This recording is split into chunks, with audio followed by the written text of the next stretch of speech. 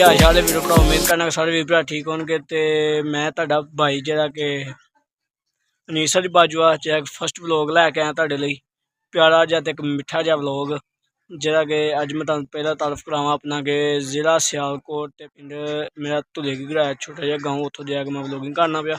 तो जिहड़ा कि अज मेरा फस्ट व्लॉग ते आओ तुहानूं फाना विजिट वुजिट कराना जिहड़ा कि मेरा छोटा जिहा गाँव है।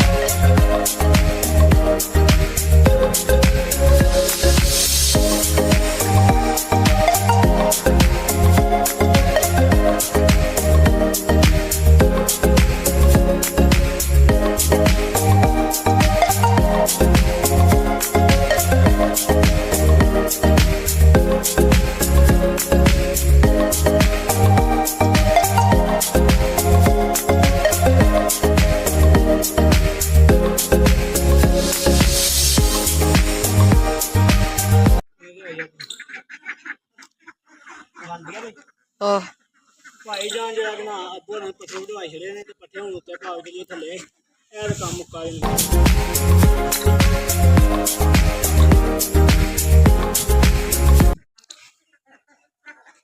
हो गया काम रेडी हो गया। उम्मीद करना कि आज व्लॉग बहुत अच्छा लगा है। व्लॉग अच्छा लगा तो मेरे चैनल सब्सक्राइब करना ना भूलियो, तो वीडियो लाइक करो, दोस्तों शेयर करो, कमेंट करके लाजमी वीडियो कैसी लगी। नीचे वाली पाजियां दो हाफिज़।